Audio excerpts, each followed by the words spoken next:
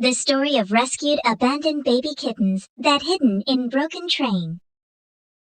In the shadow of a crumbling railway yard, on the edge of a forgotten town, silence had taken root. The skeletal remains of decommissioned trains lay still coated in rust, cloaked in dust, and whispering the memories of journeys long since passed. It was in one such train, Car 7B of the derelict Model 76 engine, that something stirred, something small, frail, and alive.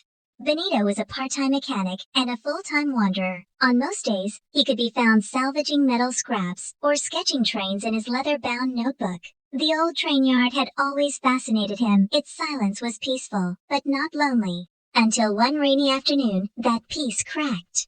It was faint at first. A mule, then another, not the cry of a bird or rodent, but the unmistakable whimper of something desperate. Benito stopped mid-step near the twisted remains of Car 7B, and tilted his head. The sound came again, desperate, muffled, inside the car.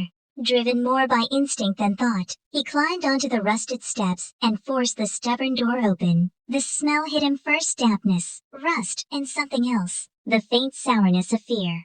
Flashlight in hand, he scanned the shadows. Then, under a torn bench seat, he saw them. 5 tiny kittens, eyes barely open, huddled together in a shredded nest of insulation and chewed wire. One lifted its head and let out a weak, pitiful cry. They were starving, freezing, alone.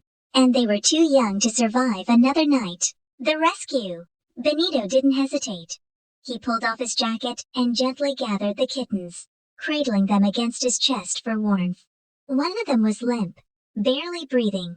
The smallest, an orange tabby with soot-smudged fur, trembled in his palm. Back at his garage, Benito transformed an old laundry basket into a makeshift incubator with towels and a hot water bottle. He called the local vet, Dr. Lila Norwood, who rushed over despite the rain and late hour. "These kittens can't be more than 10 days old," she said as she examined them. "Without their mother, they wouldn't have made it through the night." "Will they survive?" Benito asked, his voice hushed. Lila looked at him with a mixture of hope and caution. "If we can keep them warm, fed, and loved, they've got a fighting chance." And so began the sleepless weeks. Midnight feedings. Benito named them all. There was Rusty, the boldest, with gray and black stripes. Cinders, the orange tabby, the runt of the litter. Whistle, pure white, always the loudest. Coal, pitch black with curious eyes. Tinker, patchy and mischievous.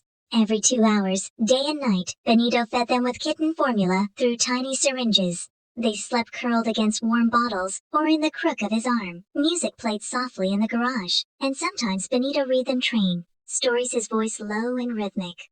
The kittens began to grow.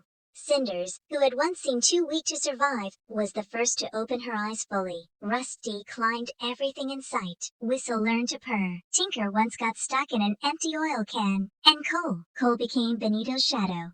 The search for their mother. As the kittens grew stronger, Benito couldn't shake the question. Where was their mother?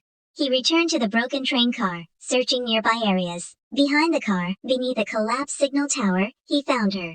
She was gone, likely crushed during a storm, her body half hidden in mud and debris. The mother cat had made her final journey to hide her babies, where she thought they'd be safe. Benito knelt beside her, removed his cap, and whispered, "They're okay, I promise." He buried her beneath the tree line and marked it with an old rail spike. New homes. When the kittens turned 8 weeks old, the vet declared them strong and healthy. Word of the rescue had spread across town, and people began calling, hoping to adopt one of the train kittens. Rusty and Tinker went to a retired conductor who lived near the tracks. Whistle found a home with a music teacher. Cole, ever the quiet observer, was adopted by Lila, the vet. But Benito kept Cinders. The tiny orange tabby had become his anchor in those quiet, uncertain nights. And when she looked up at him with her amber eyes, he felt a spark of something he hadn't in a long time: purpose.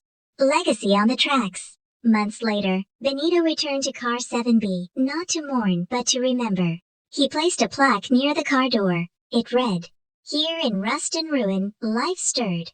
5 hearts born in shadow, rescued by love." And beneath it, a photo of the 5 kittens curled together on his old workbench. As the seasons changed and wildflowers overtook the rails, the old train yard was no longer a place of echoes and abandonment. It became a quiet shrine to survival, compassion, and the small lives that had made a forgotten place feel alive again.